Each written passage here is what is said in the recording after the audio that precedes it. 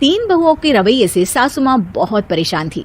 दरअसल बात ये थी कि तीनों बहुओं में किसी बात को लेकर अनबन हो गई थी। तब से ही तीनों एक दूसरे से मुंह फुलाए रहती थी। ना कोई सीधे मुंह किसी से बात करती, ना किसी का कहना मानती। पड़ोसी भी इस बात को जानते थे और जाने कैसे कैसे बातें भी करते। इसीलिए सासू माँ ने तीनों बहुओं को तुरंत अपने कमरे में बुलाया। मैं कई दिनों से देख रही हूँ, तुम तीनों अलग अलग सारे काम कर रही हो। ये सब नहीं चलेगा, तीनों को मिलकर ही काम करना पड़ेगा। सास की बात सुनकर एकदम से बड़ी बहू बोल उठती है। नहीं मम्मी जी, मैं इन दोनों के साथ कुछ नहीं कर सकती। मैं इस घर की बड़ी बहू हूँ, फिर भी ये मेरा कहना बिल्कुल भी नहीं मानती। अरे जेठानी जी, जानबूझकर मुझे डबल काम करवाती है आप। और छोटी मुझसे टेढ़े मुंह ही बात करती है। इन दोनों के बीच हमेशा सैंडविच बन जाती है मेरी, और मैं हमेशा आलू की तरह बीच में मसली जाती हूँ। मम्मी जी, इन दोनों को लगता है कि मैं छोटी हूँ तो इनके पैरों तले दब जाऊंगी, लेकिन नहीं, मेरा भी उतना ही अधिकार है जितना इन दोनों का है। बड़ी आई दोनों मेरी चुगली करने के लिए, मुझे क्या कम समझ रखा है। तीनों बहू एक दूसरे से बहस करने लगती है और सास दोबारा ये देखकर टेंशन में आ जाती है और सबसे कहती है, चुप हो जाओ, अब से तुम तीनों सारे काम एक साथ करोगी। आंख बंद करके एक दूसरे की बात सुनोगी। तुम तीनों इस बात को गांठ बांध लो, वरना अगली छुट्टियों में तुम्हारा अपना मायके जाना कैंसिल। सास की बातें सुनकर डर के मारे तीनों हामी भर देती हैं। जी मम्मी जी, मैं समझ गई। हाँ मम्मी जी, जैसा आप कहें। आप जो कहेंगी मैं वही करूंगी। तीनों बहू सास की बात को गांठ बांध लेती है और वादा करती है कि अब से सारे काम वो तीनों एक साथ मिलकर ही करेंगी। ये सब देखकर सास खुश हो जाती है और वहां से चली जाती है। नीचे जाकर वो देखती है कि घर में शर्मा जी आए हुए होते हैं। सास जोर से आवाज लगाकर कहती है, अरे बहू, जरा चाय बनाकर तो लाना, शर्मा जी आए हैं। सास की बात सुनकर तीनों बहू तुरंत किचन की ओर भागती है और चाय बनाना शुरू कर देती है। मुझे तो एकदम मसाले वाली कड़क चाय पसंद है, तो हम शर्मा जी के लिए मसाले वाली चाय ही बनाएंगे। अरे नहीं दीदी, गर्मी के मौसम में मसाला चाय कौन पीता है।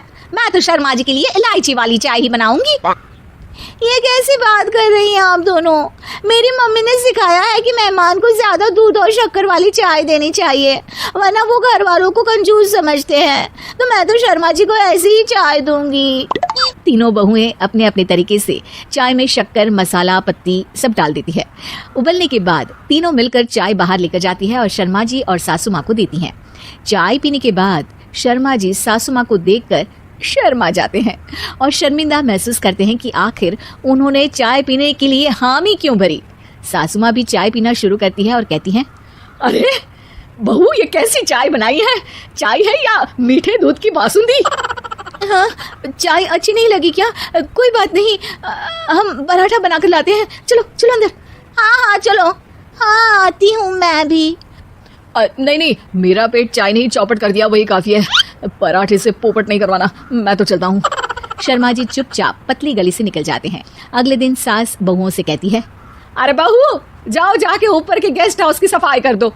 कल हमारे यहाँ मेरे दूर के रिश्तेदार आने वाले हैं, तो पूरे कमरे को चमका देना, समझी? तीनों बहू सास की बात को मानकर ऊपर सफाई करने चली जाती हैं और तीनों कमरे की सफाई चालू कर देती है। बड़ी बहू मकड़ी के जाले साफ करती है तो बीच वाली झाड़ू लगाना और छोटी वाली सर्फ डालकर जमीन धोना शुरू कर देती है। अरे दीदी, जेठानी जी, अभी मैंने पूरी फर्श धोई और आप फिर से धूल नीचे गिरा रही हैं। और मछली जेठानी जी, आप बिना झाड़ू की धूल यहाँ छटक रही हैं। अरे तीनों को साफ करना है, एक साथ सफाई करते हैं ना। अरे वही तो, हम साथ साथ हैं, घर साफ साफ है। तीनों बहू ऐसे ही काम में उलझ जाती है और 2 घंटे तक एक ही कमरे की सफाई करती रहती है। बहुत देर से अपनी बहुओं को ना देखने के कारण सास ऊपर कमरे में उन्हें देखने जाती है, लेकिन कमरे में घुसती ही वो गीली फर्श पर फिसलने के कारण नीचे गिर जाती है। ओरी मोरी मैया, हड्डी मरोड़ के रख दी। आए, मेरी तो कमर ही टूट गई रे।